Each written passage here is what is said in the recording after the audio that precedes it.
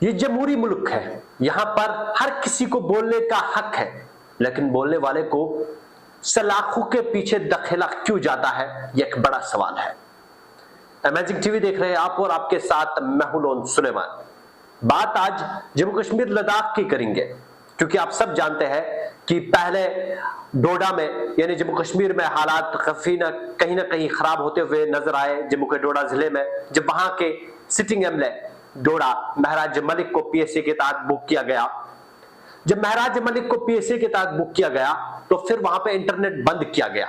लोग कहते हैं कि ऐसा इसलिए किया गया ताकि लोगों की आवाज दबाई जाए। जो लोग महराज मलिक के हक में सड़कों पे आ रहे हैं उनकी आवाज को दबाया जाए। जिस तरीके से कहते हैं कि महराज मलिक को सलाखों के पीछे धकेल के लोगों की आवाज को जो है उठाने से बंद कर दिया गया। लोगों की आवाज महराज मलिक उठाते थे, जब उनकी आवाज दबाई गई महराज मलिक को जेल में धकेल के, वही कहते हैं कि जैसे कि लद्दाख के लेह जिले का मशहूर इन्वायरमेंटल माहिर कहिएगा या माहौलियाती माहिर कहिएगा या एक मशहूर समाजी कारकुन सोनम वांगचुक, जिसने लद्दाख या लेह का कहिएगा, पहले तो हम सोनम वांगचुक के बारे में अगर बात करें तो जब 2019 में आर्टिकल 370 का खात्मा हुआ था, तब लद्दाख को जब एक अलग यूटी बनाया गया था, तब उन्होंने इस फैसले को खैर मकदम करते हुए कहा था कि हम प्राइम मिनिस्टर नरेंद्र मोदी जी का शुक्रिया अदा करते हैं कि उन्होंने हमें यूटी का दर्जा दिया, जो एक हमारी लंबे अरसे से डिमांड थी।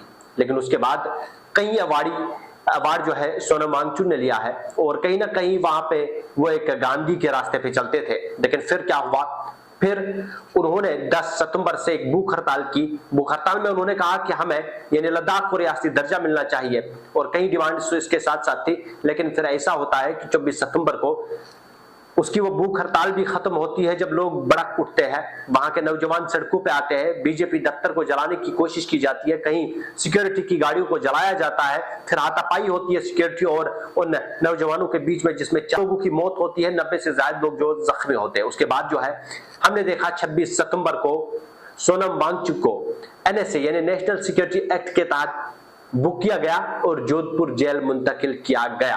अब लोग कहते हैं कि एमएलए डोडा भी लोगों की आवाज उठाते थे, इसलिए लोगों की आवाज को दबाने के लिए उन्हें पीएसए के तहत बुक किया गया।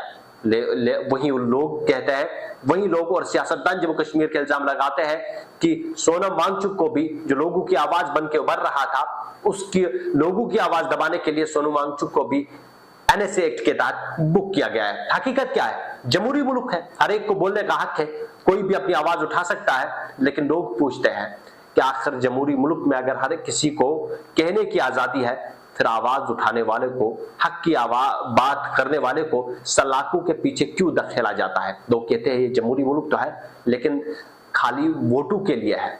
यहाँ पर जमहूरियत का कत्ल हो रहा है, लेकिन बोलने वाला कोई नहीं है। वही हमने देखा कि जम्मू कश्मीर के सियासतदान भी इस लेह की सिचुएशन को लेकर काफी गुस्सा दिखे।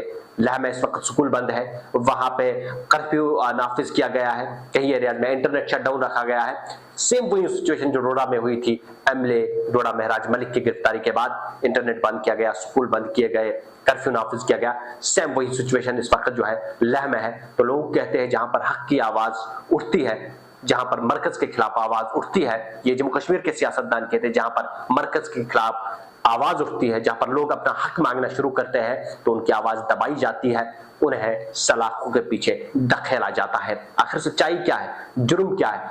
सोनम वांगचुक की अगर बात करते हैं तो एक ऐसा शख्स जिसने कई अवार्ड लिए हैं, जो हर बार जो है 2019 में मरकजी सरकार का लाडला हुआ करता था, आज वो सलाखों के पीछे क्यों है, ये भी एक बड़ा सवाल है।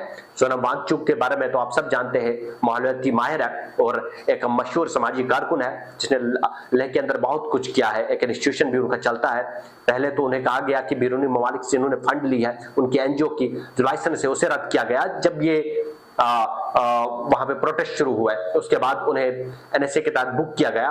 तो कल हमने देखा जम्मू कश्मीर के चीफ मिनिस्टर उमर अब्दुल्ला ने कहा ये तो होना ही था, जैसे कि मरकजी सरकार उनके पीछे लगी थी, तो ये होना ही था कि उनकी गिरफ्तारी तो होनी ही थी। वहीं हमने देखा मजीद जम्मू कश्मीर के सियासतदानों ने मरकजी सरकार को निशाना बनाते हुए कहा कि जहां पर हक की आवाज उठनी शुरू होती है, वहां उन्हें दबाने की कोशिश की जा रही है। और वहीं जो है वो लद्दाख के सोनम वांगचुक के साथ हुआ, वहीं एमएलए डोडा महराज मलिक के साथ हुआ, जहां पर एक सिटिंग एमएलए को पीएसए के तहत बुक किया गया, तो वहीं एक मशहूर सामाजिक कारकुन या माहिर माहौलियात जो है उन्हें एनएसए के तहत बुक करके जोधपुर जेल जो है वो शिफ्ट किया गया। आप अपनी राय हमारे कमेंट सेक्शन में रखिएगा। क्या वाकई में इस मुल्क में, इस जमहूरी मुल्क में जहां हर किसी को बोलने की आजादी है, वहां पर आप हक की बात कहने वाले को सलाखों के पीछे धकेला जाता है?